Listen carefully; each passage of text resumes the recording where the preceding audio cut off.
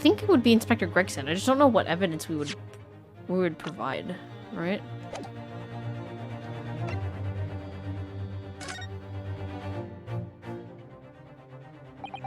Inspector Gregson. There's one final piece of evidence I would like you to see. Eh? What's that then? Feel free to acknowledge that you did in fact strike a deal with the witness here today. You leave us no choice but to examine this piece of evidence thoroughly. Well, go on. This is my last chance. It looks like I'm going to have to force his hand here. One final piece of evidence to get this detective to admit to the deal he clearly struck with Graydon.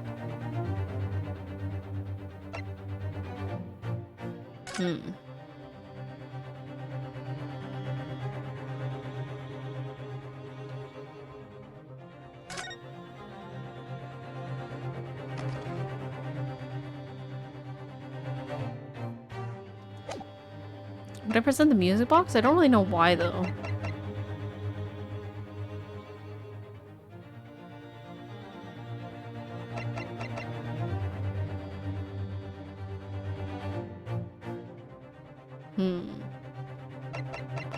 I don't know. I don't know.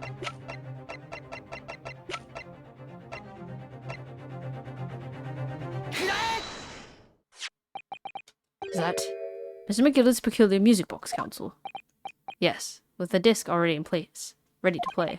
I think perhaps now would be a good time to listen to the sound produced by the music box again. Only this time,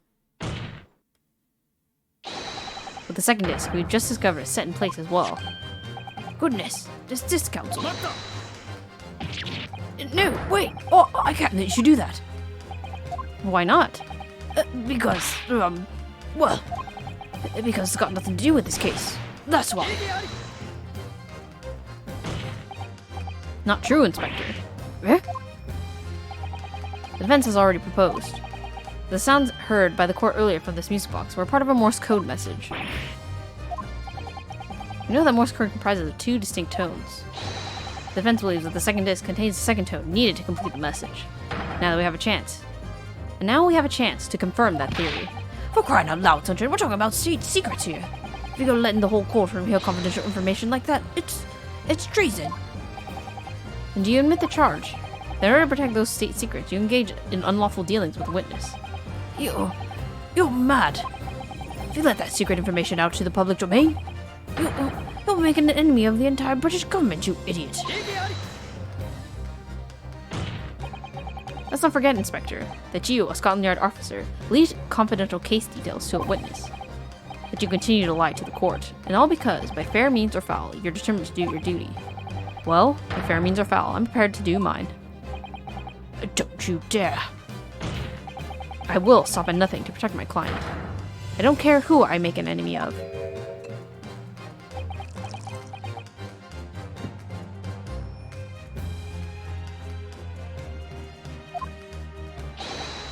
My lord, if you please. The court must hear the sounds made by the music box. Come on, Van Ziek, for Pete's sake, stop him!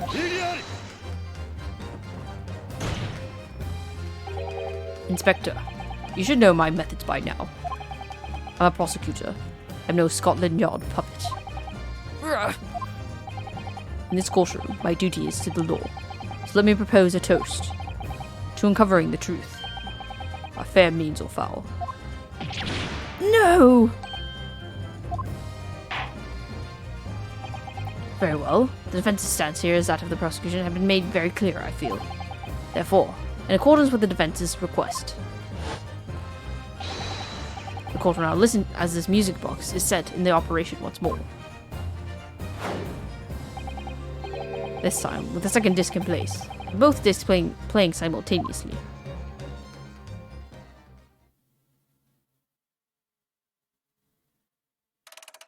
Oh, are we actually gonna play it?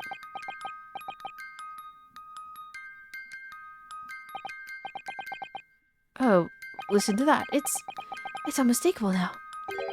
It's Morse code. Hold it. All right, I admit it. Whatever you want, but for the love of God, shut that bloomin' box up. I wonder what letters it was saying right then and there. The little part that we did get to hear. It'd be funny if it was like some sort of Easter egg thing. Let me ask you again then, Inspector Gregson. Did you, or did you not, strike a deal with the witness next to you in the stand, Mr. Ashley Graydon? Specifically, did you furnish the witness with confidential case and details in exchange for this music box disc? Did you reveal the existence of the people in the pawnbroker's storeroom door, Inspector? I did. Stop! What are you doing, man? It's all exactly like the young Eastern lawyer said, when the trial resumed after the recess, and we all stood here in the stand together. That's when he approached me with a deal. Shut up, you imbecile! Shut up!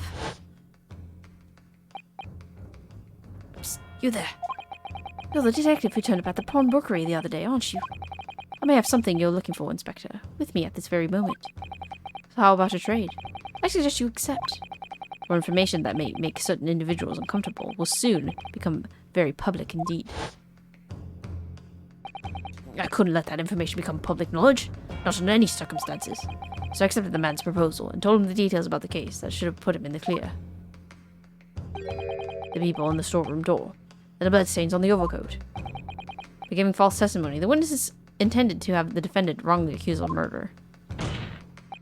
Inspector, you knew that. Yet you still revealed those details to facilitate the witness's perjury. I did.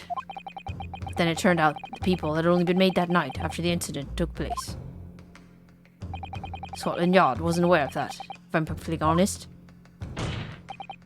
Well, Mr. Graydon, what do you have to say for yourself? There's nothing, and no one left for you to hide behind. You struck a deal with the inspector in order to escape conviction of a very serious crime. Namely this.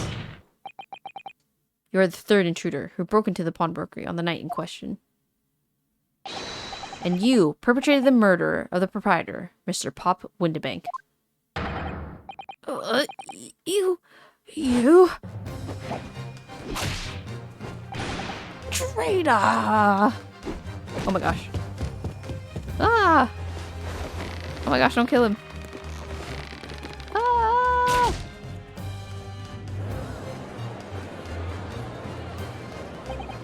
Bailiff! Bailiff! Restrain that man!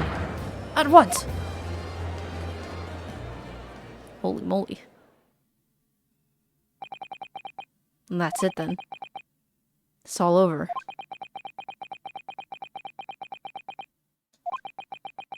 Oh no, too many ellipses. Making me feel very uncomfortable. I despised my life growing up. Those slums are vile places. I was cursed from birth. Born into poverty, the son of a penniless artisan. My parents did nothing but quarrel all day long. What little money they had was never spent on me.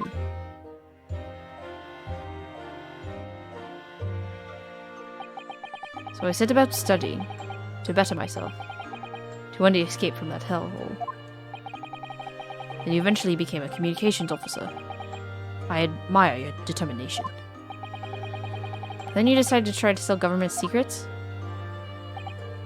Why?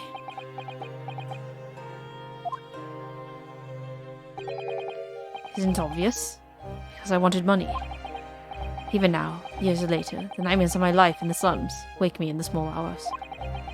I wanted to drown them out, with more money than anyone who lived in that swallow could ever imagine. Then one day, I met him. Mr. Magnus McGilded. You're a fiend with acquired talent, so you are. I have money to throw your way if you're interested. All you need do is to go along with my little plan now.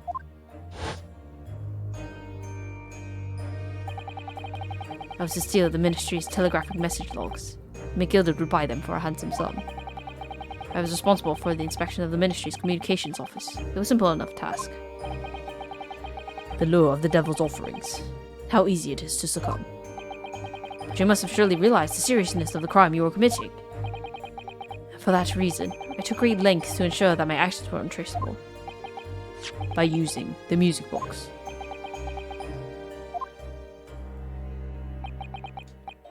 My father was a brickmaker, but my mother divorced him when I was still a child. Yes, Mr. Mason Milverton. That's right. He was very skilled with his hands. He once been a music box maker's apprentice. I imagined his skills would be sufficient to create a machine that would generate Morse code. So I sought out my father again, to employ his services. It was the first time I'd seen him since I left the slums 10 years earlier.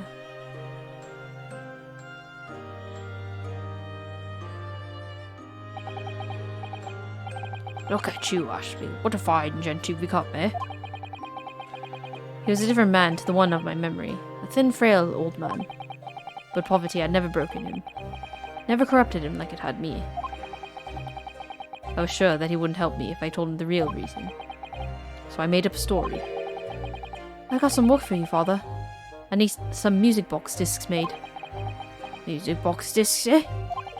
A musician friend of mine has written some music and wants to sell to the public.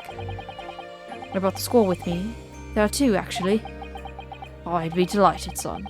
It's been 20 years since I did any work like this, though. Fetch my tools, would you? They're in the loft. That's how I had to make the 2 discs. Thereby splitting the information in 2. They were taking considerable precautions indeed. It was to protect myself as much as anything. It meant that I could deal with McGilded in 2 separate transactions. The first involved the first of the 2 discs, and the music box playing for them. I exchanged them with McGilded for 10 guineas. Then, on receipt of the second disc, he would pay 1,000 guineas. So, what happened on the omnibus 2 months ago was the second part of a deal. The exchange of the second disc? Yes. I sold the man information that way a number of times already, but seems he became reluctant to part with his money. That doesn't quite make sense, Mr. Graydon. For why was it that on the omnibus 2 months ago, your father, Mr. Milverton, was the one dealing with Mr. McGilded and not yourself? When I received the 1,000 guineas after my first completed dealings with McGilded, I decided to give 200 to my father for his troubles.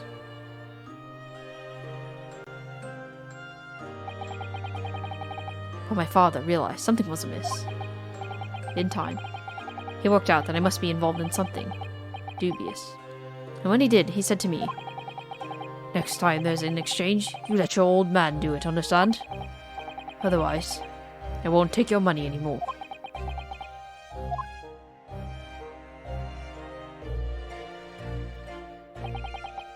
That was my father's way of dealing with it, I suppose.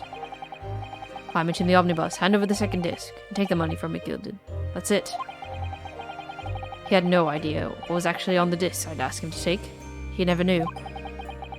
Just like I'll never know why everything went so horribly wrong that night. All I know is that the disc was taken from him, and he never returned home.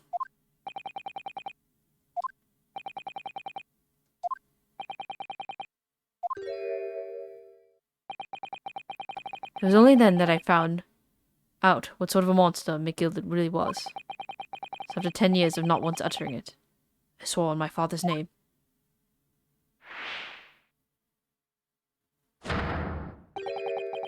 To exact revenge.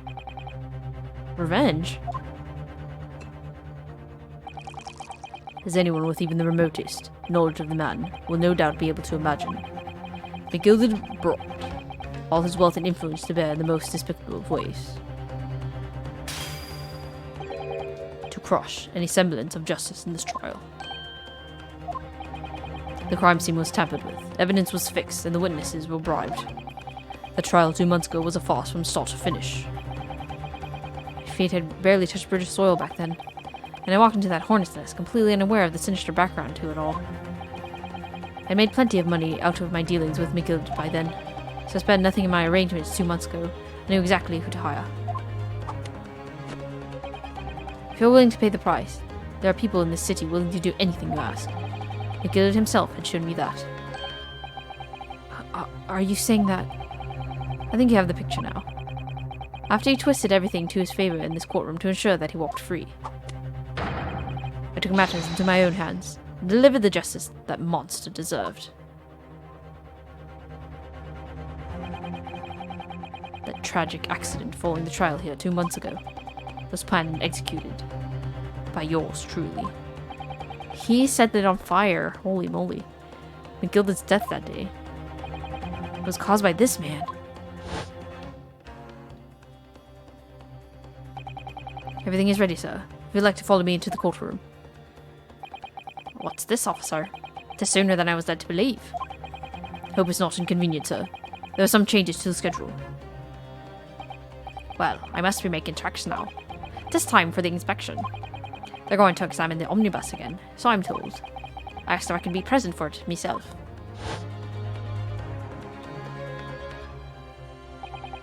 So the policeman who came to tell McGilda that he could examine the omnibus again. That's right. An imposter, hired by me. McGilda used his wealth to manipulate the trial. He paid people to adulterate the omnibus with all manner of false evidence. He threatened the witnesses to lie in their testimony.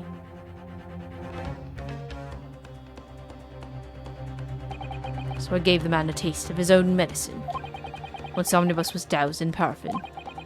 Once my sham policeman ushered McGilda inside and sent him on a one-way journey to hell.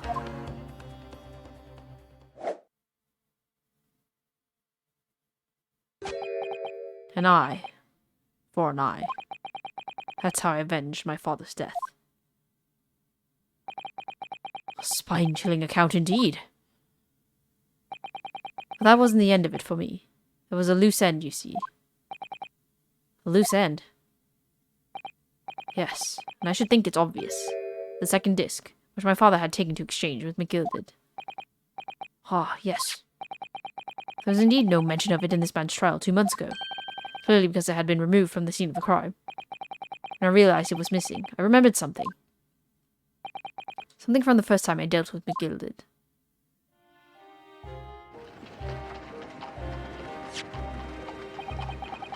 This is the first of the 2 discs, and the music box you need to play them. Well, look at that now. What an ingenious little invention. So then, as promised, 10 guineas for you, young man. What's this? Windbank's pawnbrokery. Aye, 'tis a pawnbroker's ticket, so it is. You can use it to redeem an article I've deposited there for you. There's no need to give a name, just hand over the ticket and tell the fiend the watchword. I put in a jewel in pawn for ye. It'll fetch a good 10 guineas if you sell it, so it will. I never heard of a pawnbroker being used in quite that way before. Have you not, Mr. Aiden? London's pawnbrokeries are very useful places, you know. Each one is like an extremely secure vault.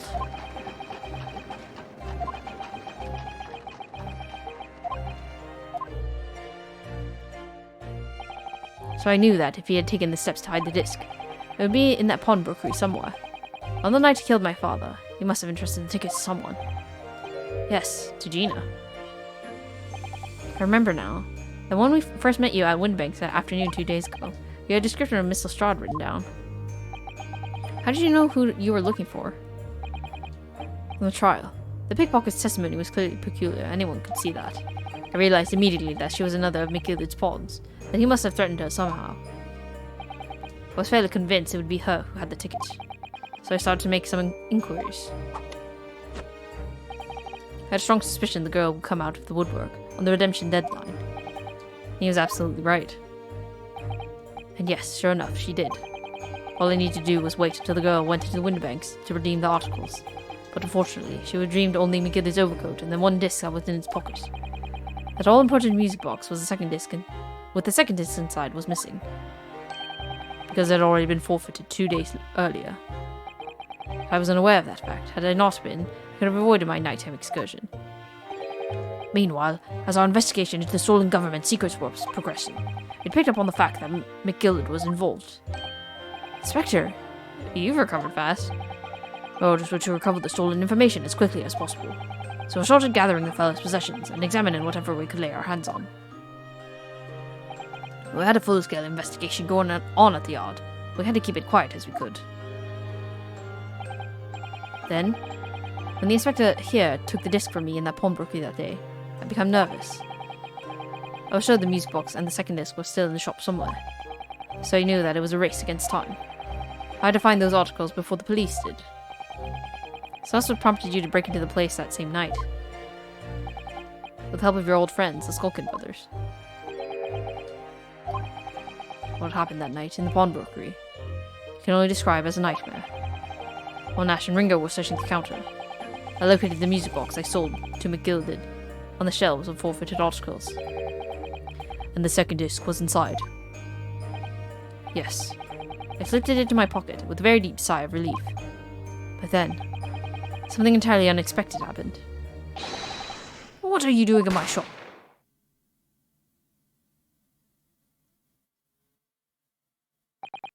A gunshot rang out in the shop, and I felt a sharp pain in my left arm. The broker fired his gun, and the bullet pierced your limb. Yes, exactly. But unfortunately, I decided to bring my own gun with me that night, just in case.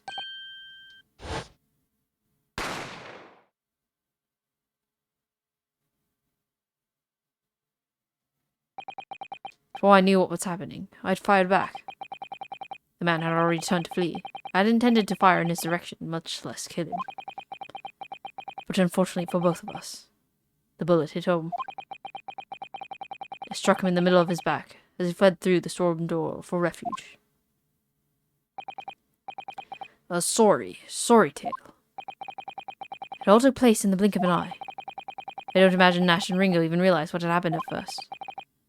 I was terrified, so I fled. And that's the whole story. That's everything that happened at Windibanks on that wretched night.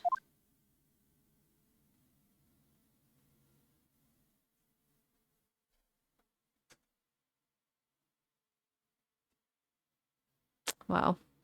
It's actually pretty sad.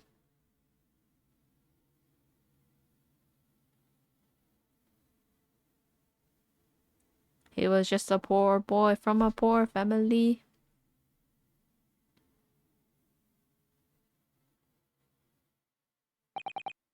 Earlier, you called McGilded a monster.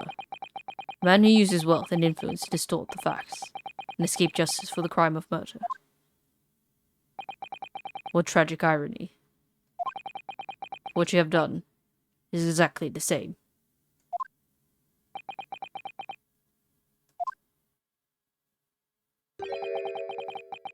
You've become the very monster you saw, and despise so deeply in McGilded.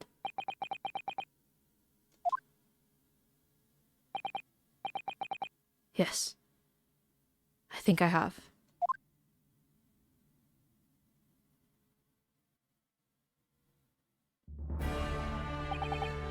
Well, this has been a long and exhausting trial. However, it would seem that at last we have arrived at the truth.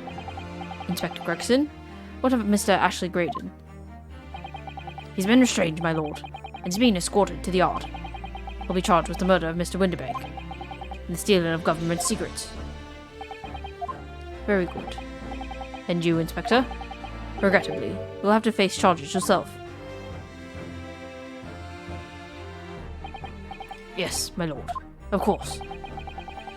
It transpires that you were complicit in helping a criminal escape justice. That fact remains, whether or not you were doing so in the line of duty. The crime is a serious one, Inspector, and inexcusable. Now, to the defendant, Miss Gina Lestrade. Yeah? It's time for the final adjudication. Is the jury ready, Mr. Foreman? Yes, sir. Garrett Squadron standing by, sir. This is really it now. The last push, the final call, the finishing whistle. My men are ready to deliver their verdicts. Thank you, Mr. Foreman. Very well, ladies and gentlemen of the jury. You will now declare your final decisions to the court. Muzai. Muzai. Muzai. Muzai. Muzai. Muzai.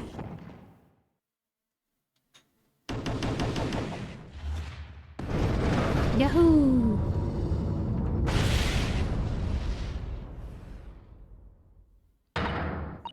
Haha, that's the stuff. I'm off dog. Finally, Bruno, you managed to do it. Finally is the word. I wasn't really sure we'd come out on top for a while there. Susie was right. You're the best lawyer in the world. Mr. Strahd, I'm not finished with you yet. Eh? What are you looking at me like that for? Before you start enjoying your freedom, there are certain other crimes to consider, Eh? 2 months ago, in my courtroom no less. You gave false testimony, did you not? In relation to the trial today, not only did you unlawfully enter Winterbank's pawnbrokery, you also attempted to abscond on Mr. McGillard's property, it seems. Eh? I never done nothing more the sort. Of course not. It's not like you were gleefully wearing McGillard's coat on your cell yesterday or anything. Oh, and just when I was getting excited about throwing a party for Ginny this evening. Turning our attention to the defense. Assuming that, when played together, the music box disc contains a message in Morse code was. Well, it was certainly a most unexpected revelation, Counsel. Quite so, my lord. The prosecution was caught entirely off guard. In fact, I think we should applaud my learned friend's courage here today. I propose a toast to demanding that government secrets be decimated before the entire courtroom. Disseminated. Very sorry about that. It was the only way I could get the Inspector Gregson to admit what he'd done, so... If I may say something on that point. Isn't that... It's, about the sounds produced by the music box before. I do wonder if that was really Morse code at all. What are you saying, madam? Oh, well, it's just I'm really rather fanatical when it comes to Morse code, you see.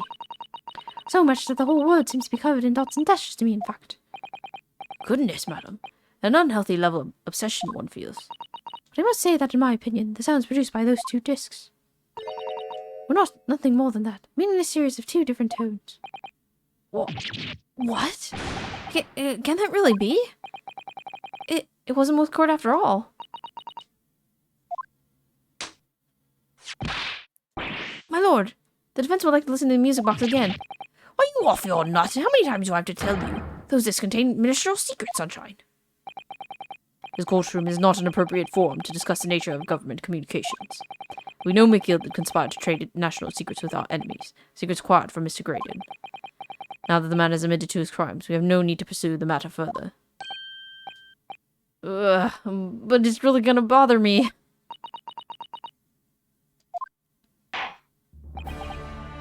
Mr. Strahd. Yeah, my lord? As what you have seen today here in this courtroom has been extremely disturbing. Falsified evidence, intimidation, perjury, grim catalogue of depravity. An appalling experience to befall any child. Come on, ain't nothing I'm done see most days back in the slums. I beg your pardon? If you're weak, you pay for it. That's how our life goes. Gina. But look, I reckon I've worked something out today. War ain't fair, but if you want it to change, you've got to start at home. You've got to change how you are yourself. Well, that's a very laudable lesson, I would say.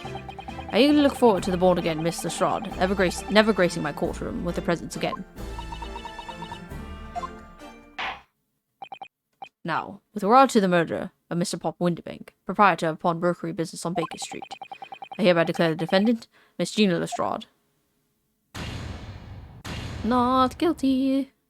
Wahoo!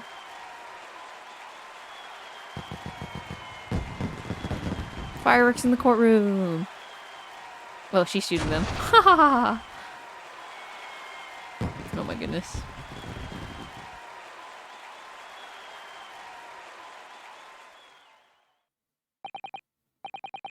That is all. Court is adjourned.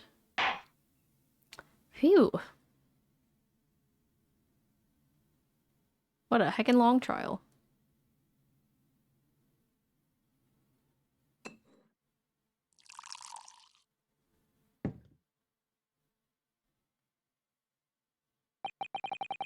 On a personal note, I must say you've surprised me, my far eastern friend. But, oh. Despite being a Nipponese, you saw through the pretense to the malice that festered within that Englishman. And at the same time, you saw through the grime of the surprising heart of your English client. You have a curious talent for judging character, especially considering our very different cultures. I don't think there's anything curious about it. Whether we're from the Empire of Great Britain or the Empire of Japan, We're all human beings. We're not so very different on the inside. You know, I took this case for one very simple reason. To lock swords with you once again, here in the courtroom. You did? When I encountered you for the first time 2 months ago, it reminded me of toasting friendship and trust with another Nipponese, only to find my trust betrayed. Through you, I hope to look into the eyes of the man I once knew, and try to understand. You mentioned something similar earlier today, about total betrayal at the hands of the Japanese. What happened exactly? Well, you may ask. And one day, when the time comes, you will learn the answer, whether you like it or not. Alright. Then I'll wait for that day, if I must.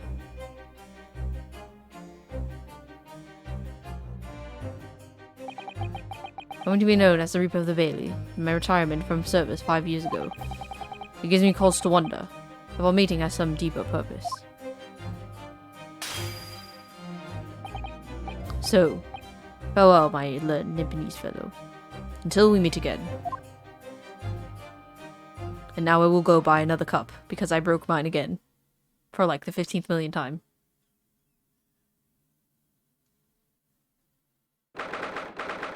17th April, 5:24 p.m. The Old Bailey, defendant's antechamber. It's done. It's over at last. But where's Iris disappeared to?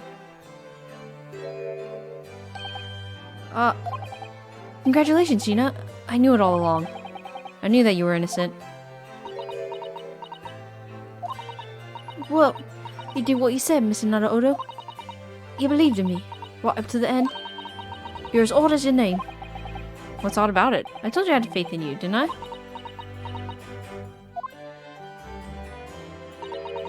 No one's ever asked before, see? Kept a promise, I mean, properly. That's awful. Figured something out today. All my life, growing up in the slums, I never trusted no one. That's just cause I've been scared of being stabbed in the back. I mean, the more you trust someone, the more it hurts when they let you down. Yes, I think I can understand that. After all, I had a taste of it in that trial 2 months ago. I chose to trust someone and I paid for it. The betrayal left a big scar. You know though, Gina, I worked something out quite recently too. Trusting someone else is really an exercise in learning to trust yourself. And when your gut tells you it's the right thing to do, and your trust is rewarded, there's no better feeling in the world. I think I have you to thank for reminding me of that valuable lesson. Oh, well, if you say so.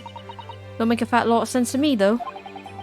I'm trying to say that putting my faith in you, Gina, has been a real pleasure. For crying out loud, pack it in. But I suppose I sort of feel the same way. I mean, sometimes trusting someone else is, you know, alright. Thanks. This is the way I see it, Yunosuke. A defense lawyer is only as good as his faith in his client. That comes down to how much faith he has in himself.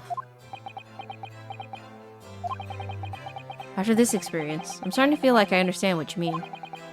Kazuma, am I living up to your expectations? Am I turning out to be the lawyer that you believe me I could be? Pardon the interruption.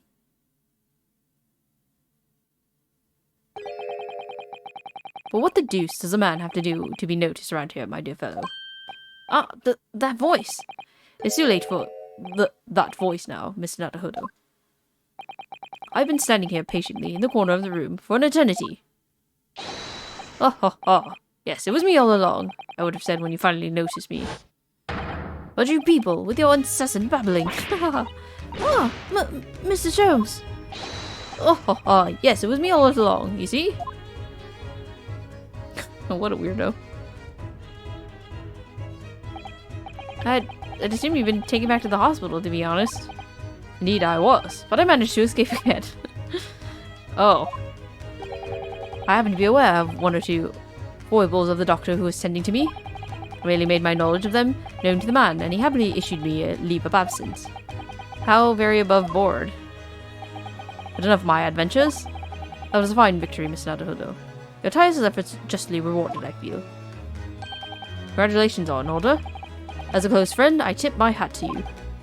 Oh, thank you. Some great detective you are. Great at being cold as ice, maybe. Have I irked you in some way, Miss Lestrade? Oh, you've been having a snooze in your nice soft bed. Some of us have been fighting for our lives.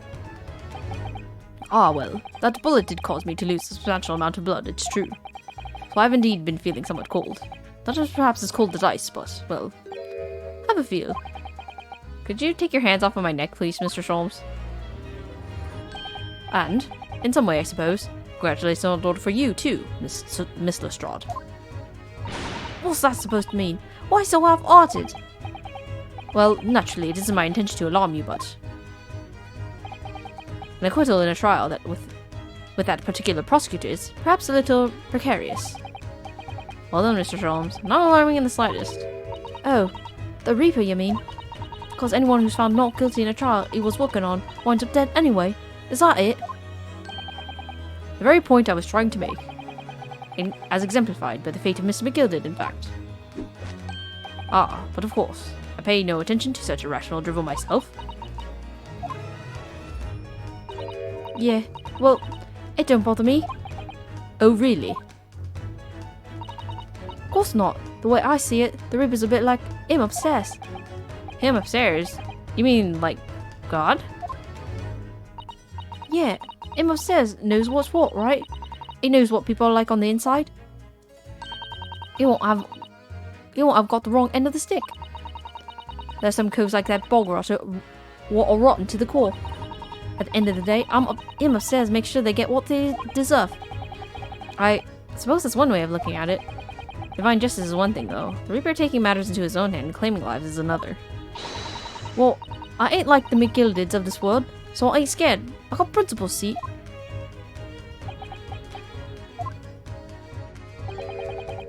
A trait in which is to be admired, Miss Lestrade. Oi, just give it a rest, alright? As I was saying, congratulations are in order. The news of your acquittal was very welcome news to me indeed. Let me express my heartfelt congratulations, Gina. Well, there you are, Hurley. How long have you been here?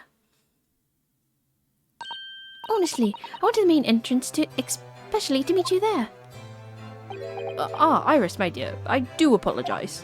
But wait until I tell you what happened. This pair made utter fools of themselves. What happened? As you know, I have a penchant for disguise. I was hiding in the room dressed as a bailiff. But these dolts didn't notice my presence at all. Bah ha ha ha ha. They had no idea. Can you imagine, Iris? Would you credit it? I'm not sure, really. I beg your pardon. I'm sorry, Hurley, but you just don't have the weighty presence you seem to think you have. In fact, you really ought to be careful about that. It's going to land you in trouble one day. I'll be careful. Ouch. Anyway, it's such a shame. I was so hoping to throw a party for Ginny tonight, but you won't be able to come, will you? It don't look like I'm going to be going nowhere for a while. You heard the just patter. I got stuff to make amends for, apparently. All them offences. What was it again? Breaking and entering, taking the bog trotter stuff. What was in lug, blah blah blah. Yes, I think you'll find that basically being a pickpocket is the main offence. But diving it ain't an offence. It's a job, isn't it? I don't think so. Still, it's got me thinking all this.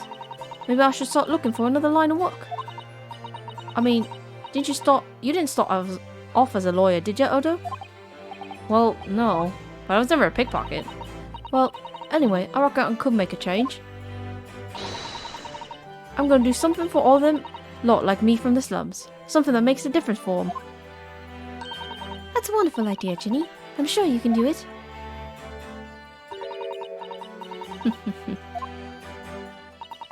What is it?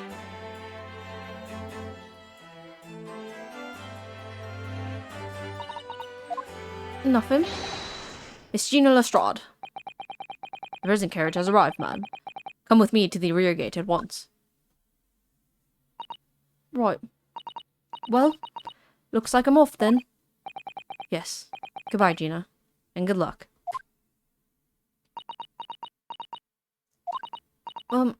But, Odo. Yes?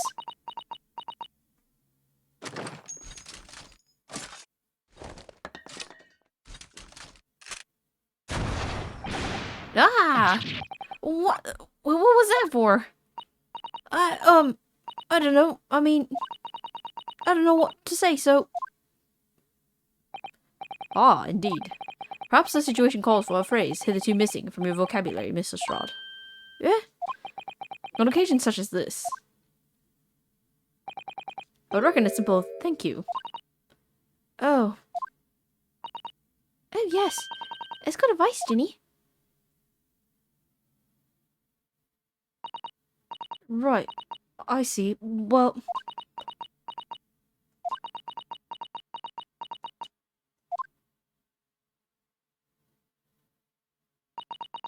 But...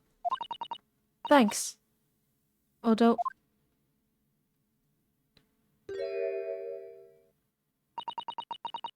Thank you for everything, what you've done. For believing in me. Not at all. In fact, that should be my line. Thank you, Gina.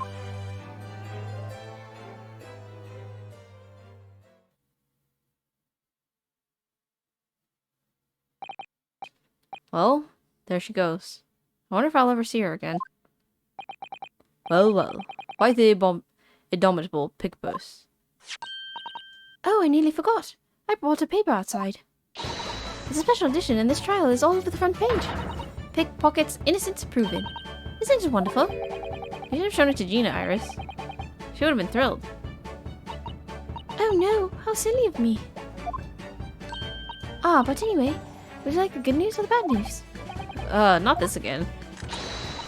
Well, what do you say, Bruno? Hurley? As usual, I think I'd rather get the bad news out of the way first. Absolutely not. I have no intention of listening to anything but good news. There you have it. How people answer that question says a lot about them, doesn't it? Let's not go there.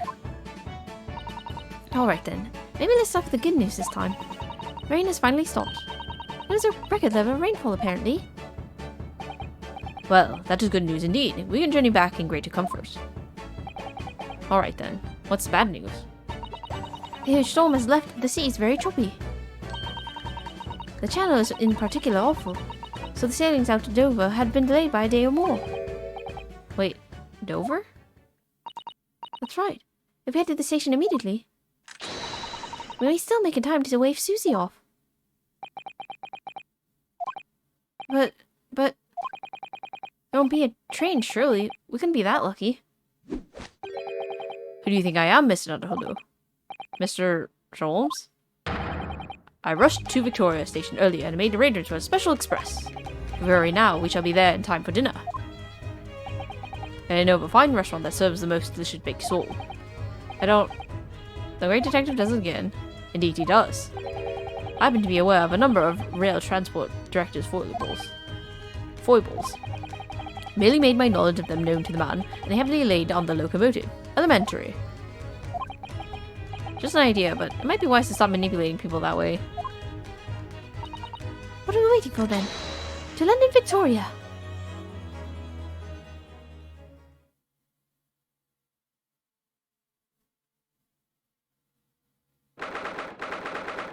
April, 5:32 a.m. Port of Dover, Quayside. That took somewhat longer than I anticipated. Susie's boat must be about to leave now. Miss Susato, where are you? Over there, look! It looks like she's reading something.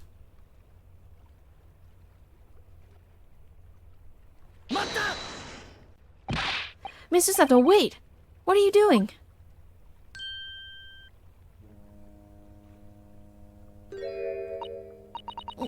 Mr. Naruto? What are you doing here? We came as soon as we could after the trial. I mean, we heard that sailings were being delayed due to the bad weather, you see. Oh, I see. Then tell me, how did Gina's trial go? It went well. She was acquitted.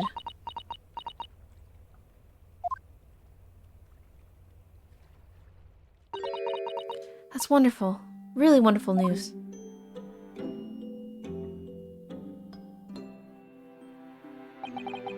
The book you were about to throw into the sea. It was your Encyclopedia of British Law, wasn't it? Oh dear. I was hoping you hadn't seen that. I'm not worthy of practicing law in any way now. So, I was saying my final farewell. You're saying goodbye to law? You, Susato-san? Would I be correct in assuming it's because of the people, Miss Susato? I deliberately altered the scene of a crime, and then I tried to hide the fact. What I did was utterly unforgivable. That reminds me. How did you even come to have this, Susie? On the evening of the incident, Mr. Sholmes had invited Gina to dinner, if you remember. Oh yes, we had a wonderful time. Well, Gina gave us a little introductory lesson, didn't she? To the art of pickpocketing, I mean. Oh, that was so much fun. I saw Runo's armband. Yes, please don't do that again, Iris. That band's very important to me. Well, if it's so important, just pay more attention to it. You didn't notice it for ages. On a whim, I just thought it would be fun to see if I could take the cat flap-o-mat. So I put it up my sleeve. Really? And then I rather forgot about it, until I found myself in Mr. Windibank's shop with it later that night. I see. And then...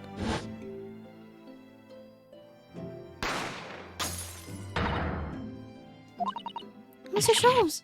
Mr. Sholmes! Leave me, Mr. Naruhodo. Right.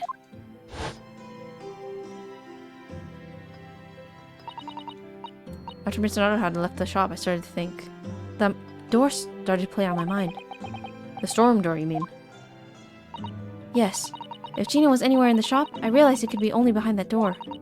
And at that moment, the little device that I had on my sleeve sprang to mind.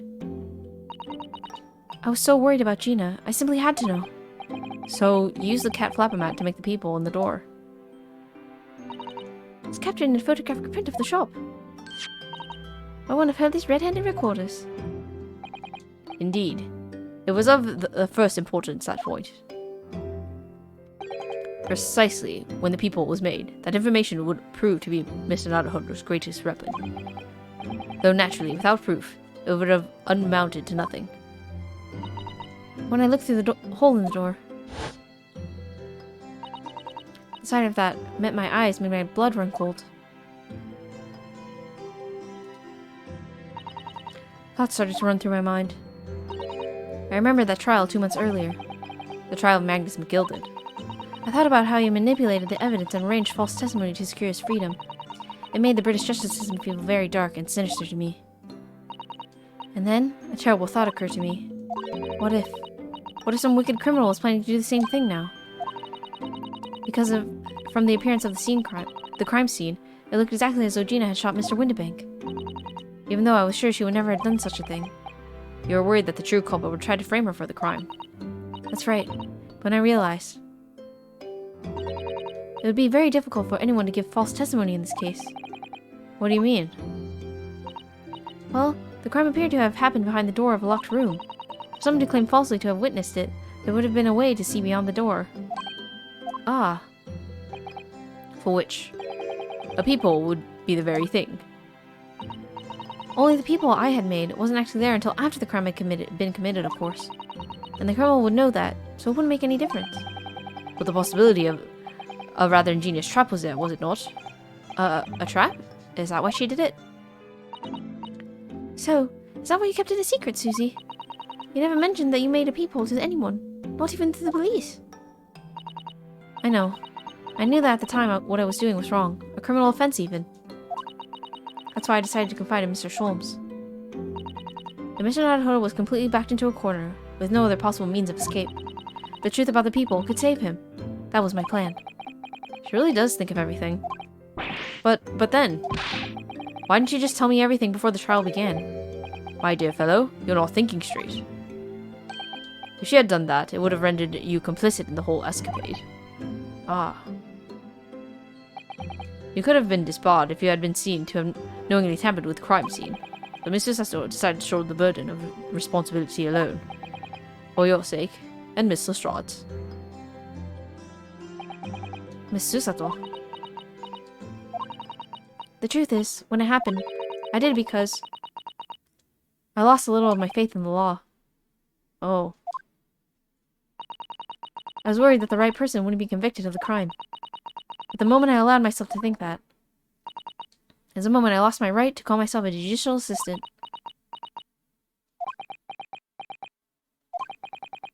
What you did isn't comparable to what he did. Graydon is the one who lied in the witness stand, using that people in a way to implicate Gina. And besides, if that people inconsistency hadn't existed, I'm not at all sure that she would have been acquitted in the end. Mr. Sato, what you did saved Gina's life. Well, with your kind words, Mr. Naruhodo, you saved me too, from my regrets.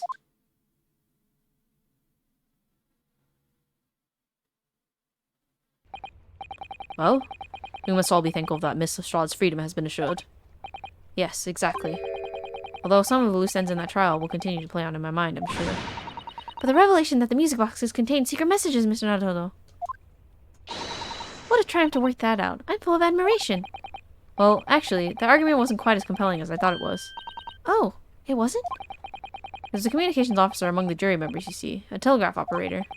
She said that the majority of the sounds on the disc were just meaningless tones.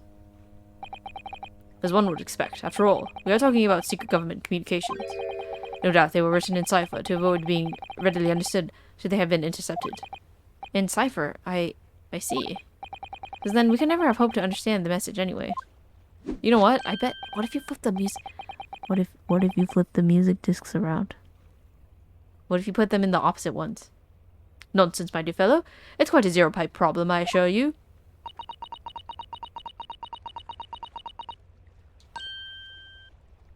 A. S-O-G-I? What? Well, that can be a real word, can it? How funny. Wait, Iris! What did you just say? Oh, I just said asogi. Does that word mean something to you? Mean something? Asogi. Asogi was the name of my best friend. What? But how? How did you know that name, Iris? I wrote it down during the trial before, when the message was playing on the music box. She just crabbed it on the fly. She really is a genius. I thought the message probably wouldn't be written out in plain Morse code, so I tried various ways to interpret it. Whatever I tried, the words just didn't seem to make any sense. That is, in English at least. Oh! It suddenly occurred to me, you see. There's more than one Morse code, not just the English variety. Various countries around the world have altered and added Morse code to use it in their own languages. I don't believe it. Are you saying? That's right. I've only actually seen a chart of Japanese Morse code once before. But I think it's on the Iroha panagram, isn't it? And you mean to say that Japanese Morse code, the message says asogi? Yes, I think so. Sorry, but I don't remember all the Japanese Morse code. Iris, would you let me see that? Miss Susato, do you know it? Do you know Japanese Morse code? Yes, I spent some time studying it. Because I'm quite sure Morse code will become ever more important for international communications.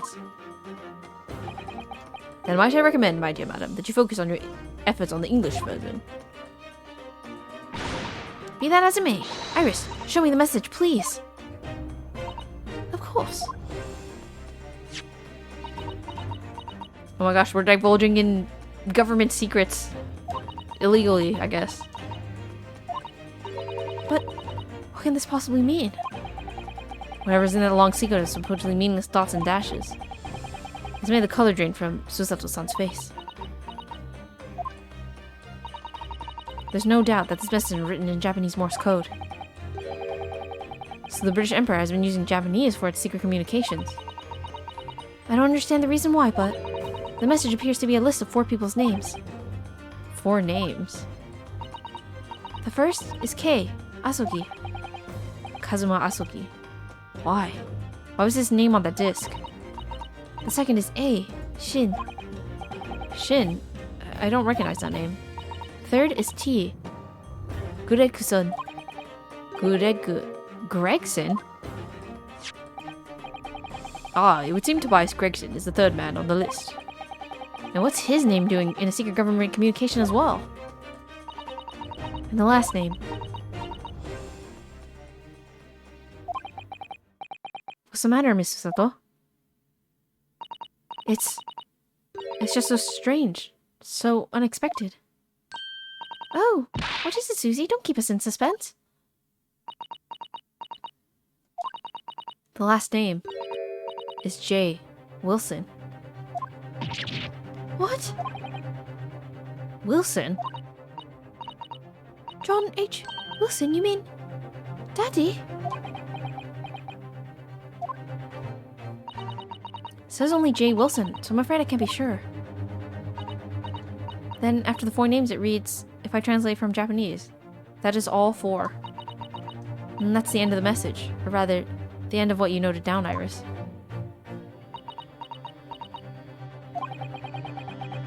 I just can't believe it. Who would have ever thought that those discs contain Japanese Morse code? Not to mention a strange list of some disturbingly familiar names. It would appear that this particular message is a communication of some kind between Great Britain and the Empire of Japan.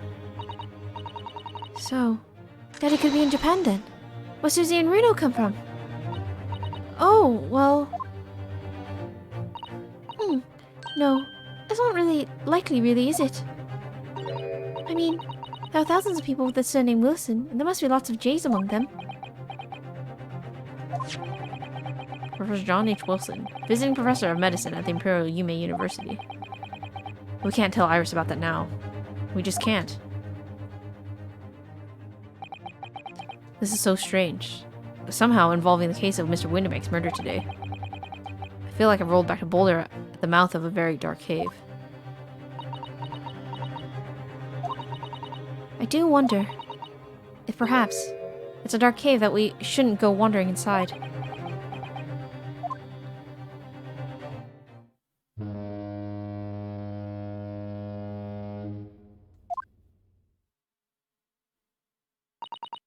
Oh dear, the ship is going to set sail soon. Yes, it seems so. I'll sail on that steamship first to the port of Dunkirk in France. Then I'll change into a larger passenger vessel bound for Japan. You're really going then, Susie? We wish you a safe passage, Miss Susato. Thank you so much. I wish all of you the very best.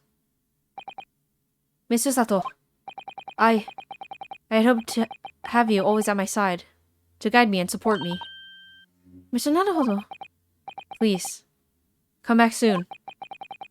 As far as I'm concerned, you really are the very best judicial assistant in the world.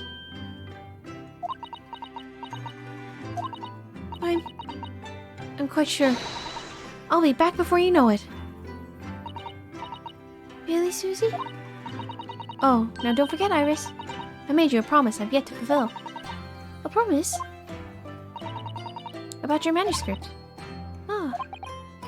Oh yes, the Hound of the Baskervilles. Well, I'll be waiting for you then, Susie. A promise is a promise. Definitely, Iris.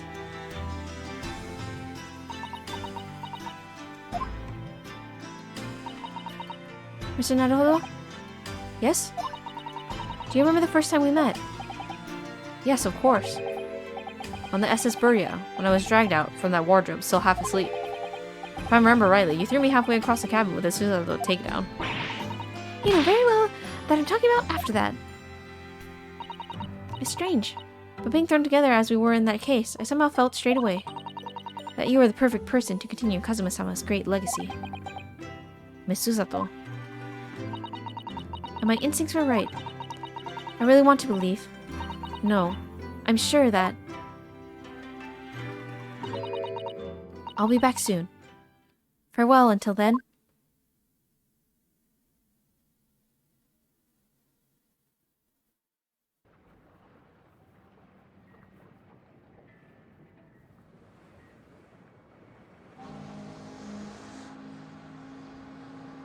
これでなるほど龍之介、最初の冒険の物語はおしまいだ。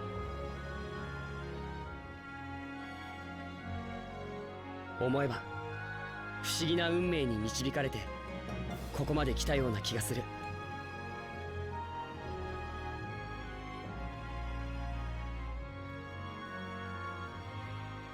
僕は弁護士になって異国の町で名探偵と出会った。これからもきっと様々な困難が僕を待ち受けているのだろう。でもどんな危機だって大逆転できる、そんな気がする。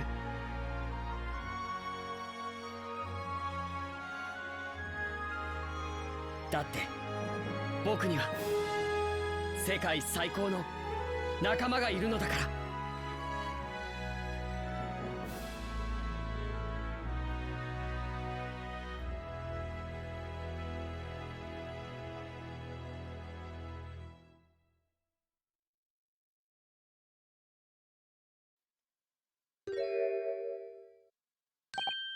Ah, yes, Mr. Naruhodo. Yes, Mr. Sholmes? I have some rather awkward news. The railway company has decided to sue over the special express train, apparently. Huh? It caused such a commotion on the line. All the other trains had to wait at stations. But really, we would have never made it to Dover in time otherwise. Anyway, I explained everything, and how it was all your fault. Huh? What? I believe a formal complaint should be delivered to your office tomorrow. But not to worry, my dear fellow. According to Miss Susato... You love defending yourself in court. Huh? It's alright, I'm perfectly happy to testify. He really didn't look like the sort of man who would do something so outrageous, see? Mr. Sholmes? Yes? A word, if you don't mind. Why, certainly, any word you like. Bellow it out, my dear fellow. Oh yes, I love Bruno's words. I know just the one he'll use here. Then, I really must say... Objection! Ha ha ha ha. The end! Woo! We'll watch these end clips. Finger point. Yadi! Shu Takumi. Oh man, that was really fun. And I really like the writing in this. Like, it was very interesting. Oh, let's read this. In the following weeks, hundreds of music boxes arrived at Baker Street from all over Europe. Something was afoot. Although transpired, I had ordered them all myself. So I advertised them for sale with, used by Mr. Sholmes to solve an important case. The money advert, consulting detective words pays a pittance by comparison.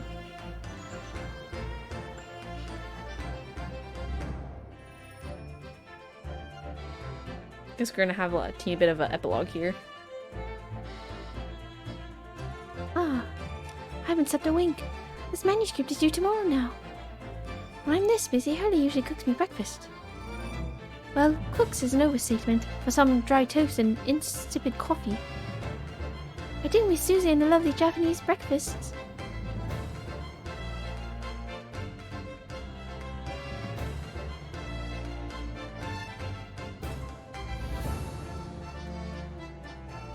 Witness, your testimony is written with contradictions. Exactly. Rarely do rare bond coins hide under rare stakes themselves. Well, I don't know who knows his father is an innocent man, or you calling my son a liar. Witnesses, my courtroom is no place for your petty arguments.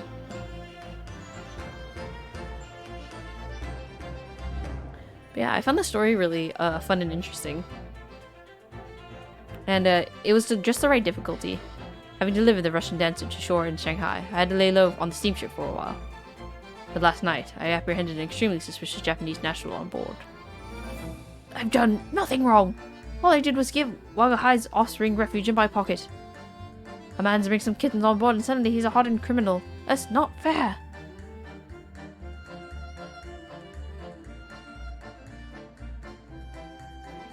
But yeah, you could figure things out, but it wasn't like so obscure that like it took a lot of too much thinking. Scientific investigation will be the gold standard for policing in the new age. I dream of a world governed by the tenets of order and discipline. Like a great clock, in fact, whose hundreds of parts mesh together in perfect unison. Now, if you'll excuse me, I have but 2 minutes and 37 seconds till my next appointment. It's interesting because Strongheart didn't really have much of a role in this game, so I wonder if he'll have more of an important role in the next one, like story-wise.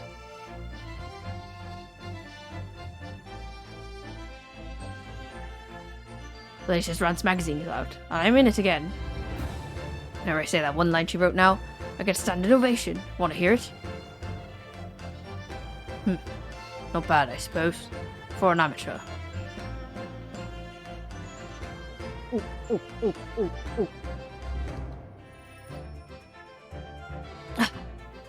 Her ladyship puts me to shame.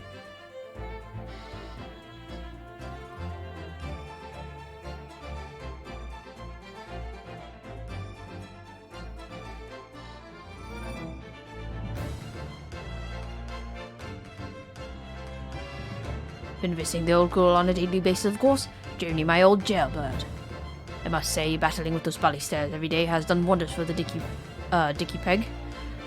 Imagining rather well with the housework too. Got this maid business taped up, I'd say. Hope the gossiping names don't realise the man of the house is his own maid.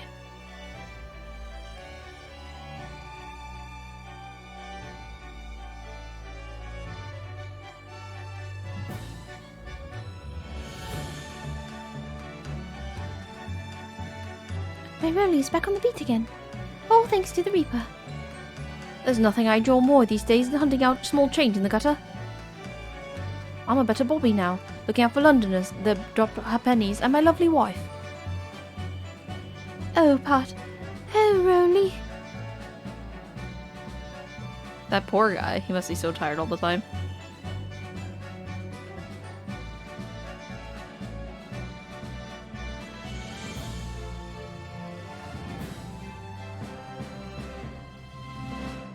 Looks like I'm gonna be doing time for a bit now.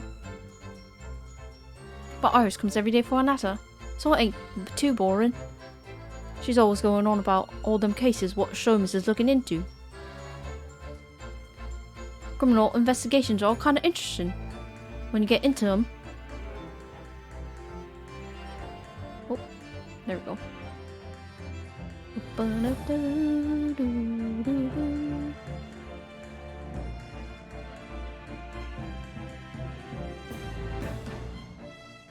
Yes, I renounced my upbringing and chose a life of sophisticated crime. But regrets? Please.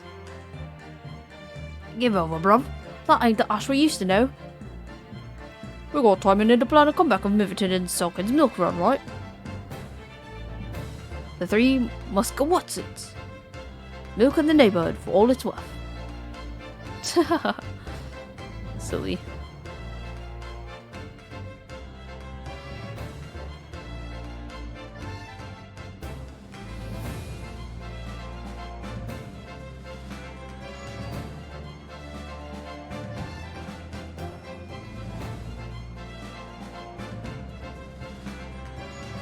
This past 6 months have been a time I shall remember forevermore.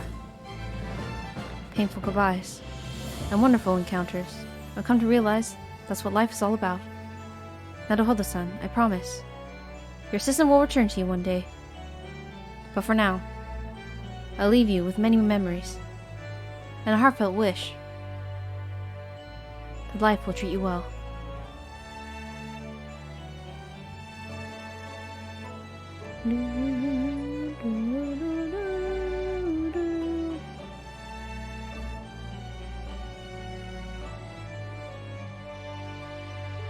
Aw, what a happy photo.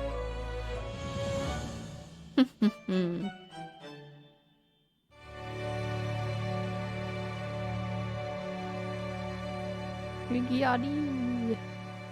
Could you imagine? Let's take a photo. 1, 2, 3, cheese, and you're pointing your finger at the camera.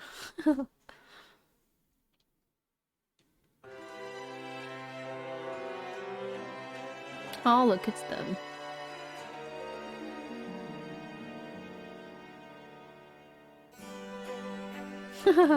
Are we gonna march? Oh. I get to look at all the 3D character models too. And you can see all the voice actors there too, listed, which is fun.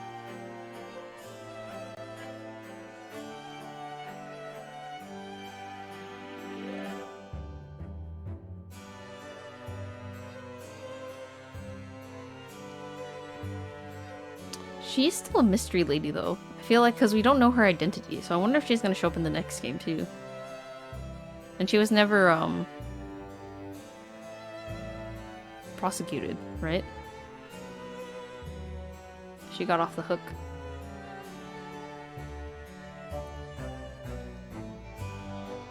Yeah, so I guess they must have written this game with the second game in mind.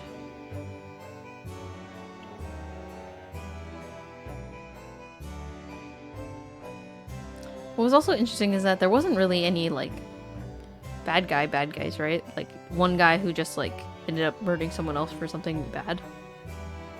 I mean, except for Gregson at the end, kind of, and then, Mick Gilded. He was kind of a bad guy. He actually killed somebody, and, he was just,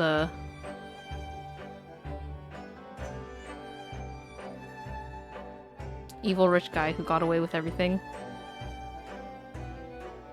That's the other thing. The Russian assassin guy and the runaway ballerina lady. I wonder if that has anything to do with anything later too. Hello, Betty. We just finished and we're just watching the credits. I'm gonna go to sleep after this, I think.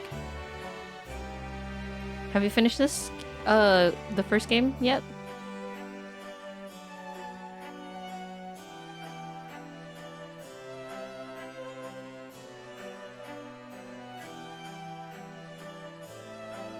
I was gonna play my last few games to get Ultra and Pokemon, but I played Splitgate with friends. Oh, you haven't played this all? Oh, you don't have it. Oh, okay, okay. Oh yeah, I forgot. You said you were gonna, you weren't gonna get it if you were just gonna watch. I remember.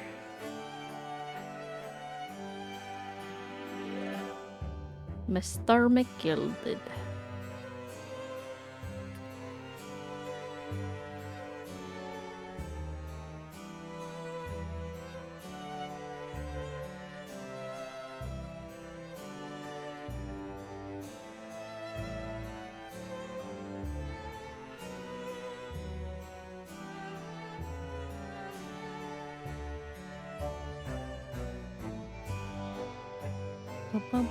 Oh, dude, I didn't even realize how, when it changed to Naruhodo walking.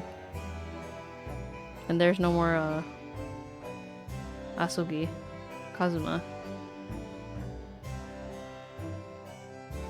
I guess it's really just a timeline of, the whole game, really. This walk. Which is kind of fun. Look at that little cat. Oh, dude, the Japanese, student guy, he's wearing the wooden clog things as his shoes. I didn't know that. Look at Iris walking, that's cute.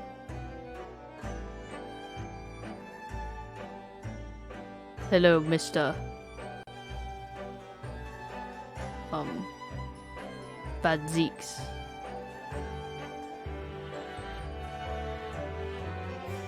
Bum bum bum bum bum bum bum bum bum bum and Ginny.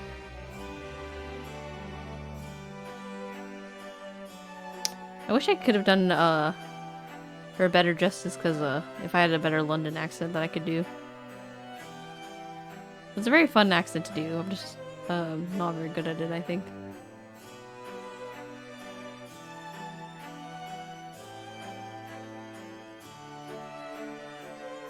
Ooh. Man, that last case took a lot of brain juice out of me. I'm pretty tired.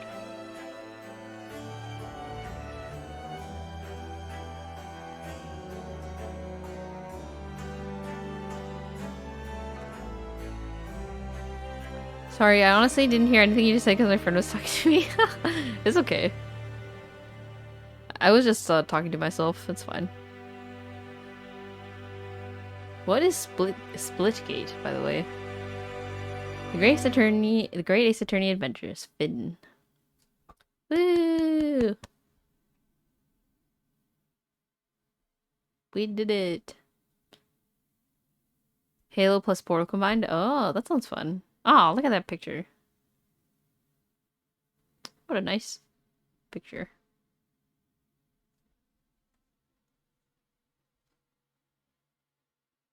Yay, we did it.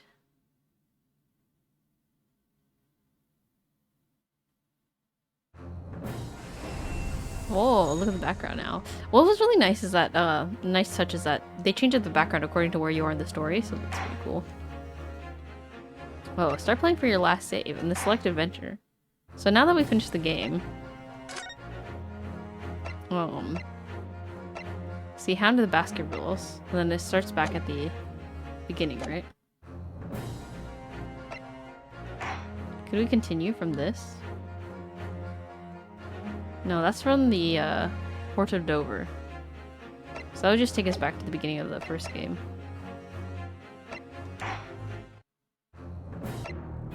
So now we can move on to